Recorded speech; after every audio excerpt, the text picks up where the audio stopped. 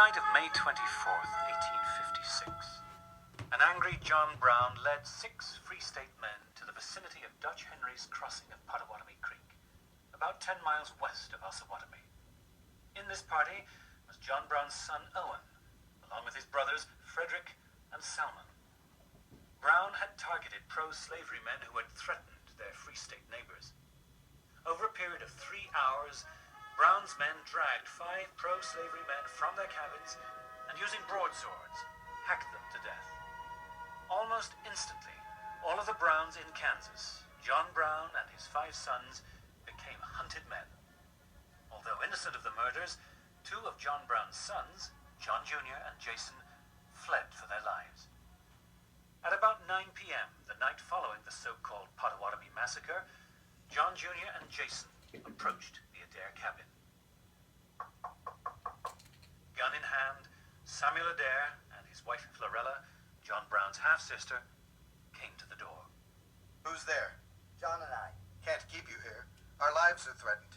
Every moment we expect to have our house burned over our heads. Please, Uncle, we fear for our lives. I cannot keep you. Here are we 2 alone. We have eaten nothing all day. Let us lie on your floor until morning. In your outhouse, anywhere. Did you 2 have anything to do with last night's murders on the Osawatomie? No, Aunt Florella, I did not. And my brother John had no action in it. Then you may stay. But we risk our lives in keeping you.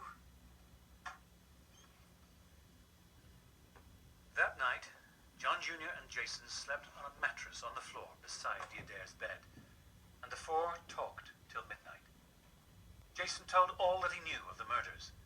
Then, at about 2 in the morning,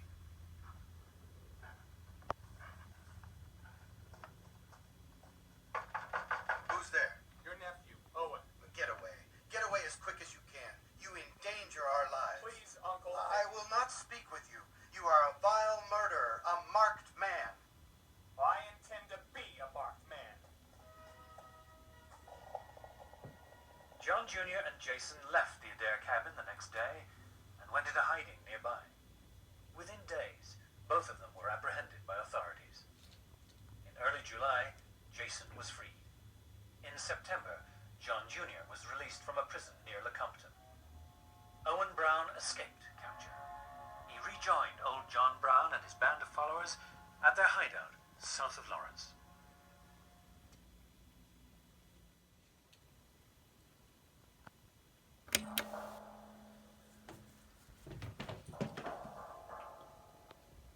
At dawn, on August 30th, 1856, Samuel Adair heard gunfire near the cabin. He ran out to discover the dead body of Frederick Brown, one of John Brown's sons, lying in the road. Frederick had been shot through the heart by an advance party of a large force of Missourians intent on destroying Osawatomie. Samuel ran back to the cabin where he told his 14-year-old son, Charles, to ride horseback into Osawatomie to warn other Free State men about the pro-slavery force. He then fled for his life, hiding all day in the brush along the Maridazine River. Later that morning, John Brown led about 30 Free State men against the overwhelming force of Missourians in the Battle of Osawatomie. The Free State forces were defeated. John Brown and his men were driven across the Maridazine River, and the pro-slavery men looted and burned Osawatomie. As Osawatomie went up in flames, a band of mounted pro-slavery men approached the Adair cabin. Florella, 7 months pregnant, came to the door to meet the Missourians. In a letter to her sister, she described what happened. 15 or 20 came dashing down to our house and up to the door, yelling out. Who lives there? A sick woman and 3 little children, having pled to us for protection, commenced screaming and crying. While I stood in the door and begged, "Please, gentlemen, spare our lives. You may have all you can find in the house or on the place." Seeing us frightened almost to death, the captain said, Hold on, boys. There's nobody here but women and children, and we are gentlemen. We never abuse women and children. And don't be frightened, ladies. We won't hurt you. But if we get the men, we will put the rope over their heads mighty quick. Florella spent the rest of the day in agony, fretting that she might never again see Samuel alive. To Florella's great joy, Samuel slipped back into the house that night. Later, Samuel went to gather up Frederick's body and brought it back to the cabin.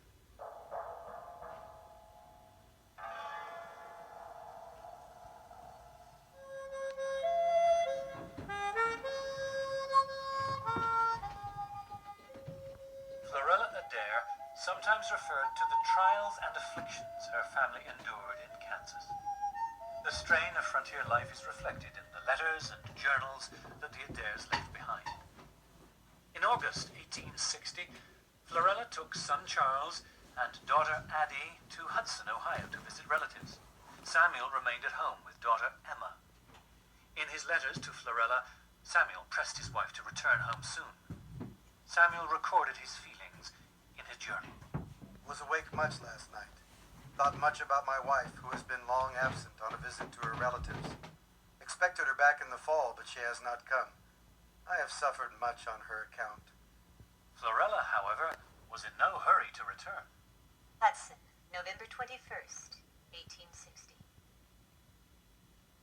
My dear husband and daughter, your letters of late are so complaining and discouraging that I feel more like staying away than hurrying home. For 2 weeks, I have hardly had a good night's sleep. I wake up and think of you all. Think what we all have passed through, and what we all have to go through if we remain there. I think for hours, and cannot sleep. It seems to me that the territory is cursed of the Lord, and that it is fighting against him to try to live there and do anything but barely to exist. I suppose you will say that I do not feel right, but I cannot help feeling a perfect disgust for Kansas life and most of Kansas people. On April 26, 1861, Florella and the children returned to their cabin home. Samuel noted in his journal, All well. Samuel and Florella were once again separated when Reverend Adair was stationed at Fort Leavenworth during the Civil War. Florella, left behind in the cabin with 7-year-old Addie, described conditions at home in a January 6, 1864 letter. Dear husband, I have never suffered with cold as I have thus far this winter. Everything is frozen up hard, even to bread and milk in the safe, and with a large fire. We keep up large fires all day and night, but everything freezes up solid from one meal to another. We are all huddled into my room and eat together, and they sleep on the floor before the fire at night. I have done nearly all the work and cooking for all for 2 weeks. I was truly glad you did not attempt to come home last week, or you would have nearly perished on the way, and found it rather a comfortless home when you got here.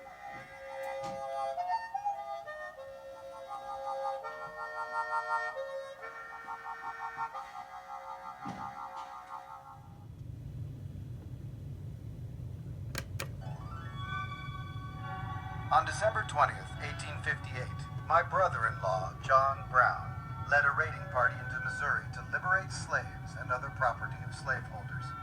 He hid 11 slaves in an ox-drawn wagon which carried them into Kansas. Anticipating that angry Missourians would pursue his party into Kansas, Brown stayed behind near the border to block their advance. Traveling mostly at night and hiding during the day, the driver, wagon, and its human freight moved slowly toward Osawatomie. Finally, at sunset on a cold Christmas Eve, the wagon approached the Adair Cabin. At the time, I, Samuel Adair, was sitting near the fireplace reading the Holy Scripture when... Yes, who is there? I'm a conductor for Mr. Brown. He sent me here. He said that you might store my cargo.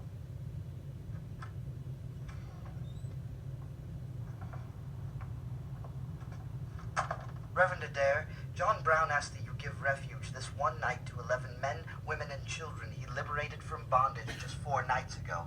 They await in my wagon now. Their journey has been long, sir. They are cold and weary. Will you help? The fugitive slave law was still in force.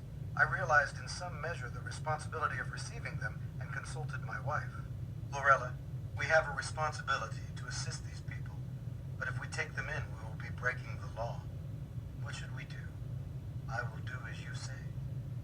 She considered the subject for a few moments, then said, I cannot turn them away. By By this time, the team was in the road in front of the house. The 11 fugitives were taken round to the backyard, and all were brought into the back kitchen and kept there that night. The next night, the fugitives were taken to a cabin on the fork of the Osawatomie Creek, southwest of Osawatomie. Here they hid for 4 weeks, awaiting the birth of a child and giving the mother time to recover. In late January, John Brown took them by wagon caravan out of Kansas Territory, eluding pursuing posses along the way. In early March, John Brown took the 11 fugitives to Detroit, where he put them on a ferry which carried them across the river and to freedom in Canada.